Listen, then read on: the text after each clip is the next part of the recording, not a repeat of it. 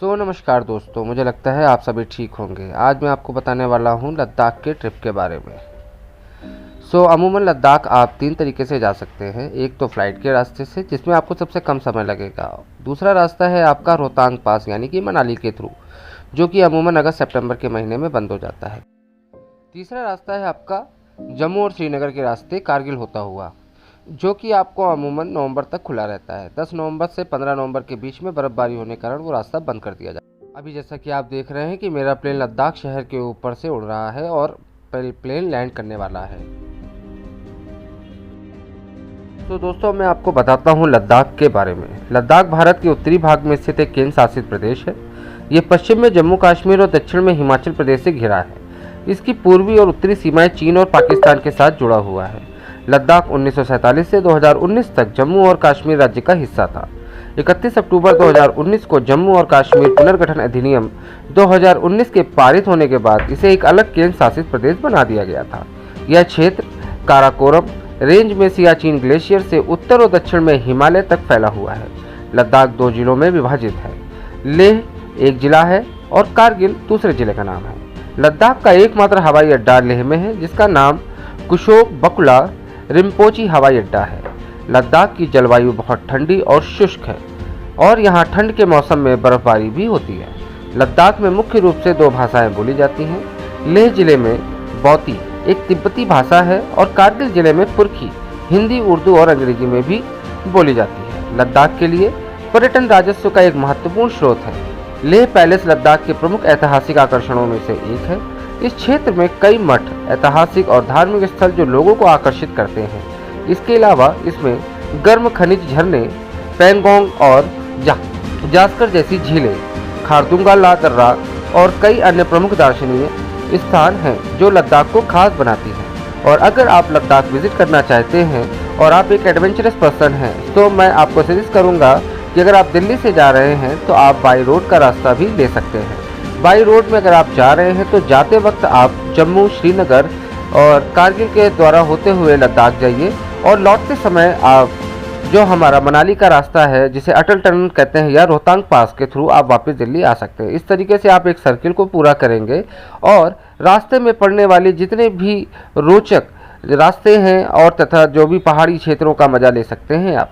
कभी कभी कहते हैं कि जैसे मंजिलों से ज़्यादा रास्ते खूबसूरत होते हैं, तो लद्दाख के लिए ये कहना उचित होगा, क्योंकि लद्दाख शहर के अंदर कई सालों पहले, तकरीबन 20 साल पहले ही बर्फ़ गिरती थी। अब लद्दाख के जितने भी बाहरी क्षेत्र हैं उसमें ही बर्फ़बारी होती है।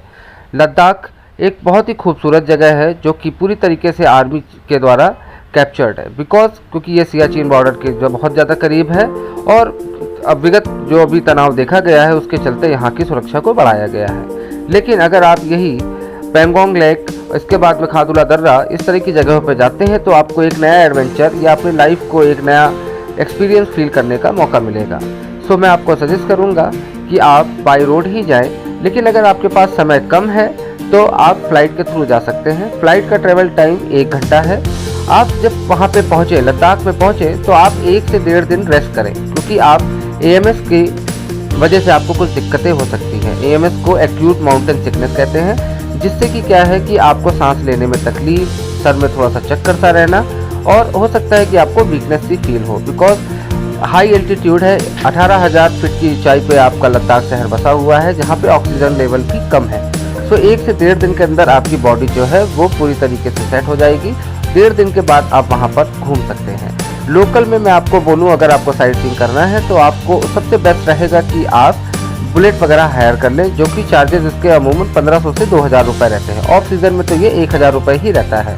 अगर आप लोकल टैक्सी वगैरह करते हैं तो लद्दाख में बहुत कॉस्टली है, क्योंकि तकरीबन 7 से 8 हज़ार एवरेज आपको टैक्सी का चार्ज देना पड़ता है। और अगर आप पेंगोंग लेक वगैरह या कारगिल वगैरह जाना चाहते हैं, जो कि लद्दाख शहर लेह से 200 किलोमीटर की डिस्टेंस एक सर्किल पेरीफेरी पे पड़ता है, तो अमूमन टैक्सी जो वहाँ पे चार्ज करती हैं वो 12,000 से 13,000 रुपये चार्ज करती हैं। लेकिन सबसे बेस्ट एडवेंचरस फील करने के लिए आप वहाँ पे बुलेट हायर कर सकते हैं। इवन आप कार भी वहाँ पे हायर कर सकते हैं। कार का हायरिंग चार्जेस वहाँ पे 6 से 7 हज़ार रुपये है। और अगर आप वहाँ पे जो घूमने के लिए सबसे बेस्ट जगह हैं तो वहाँ पे मठ हैं, और दलाई लामा भी एक मठ में आते हैं जिसको आपका शांति स्तूप कहते हैं, आप वहाँ भी जा सकते हैं।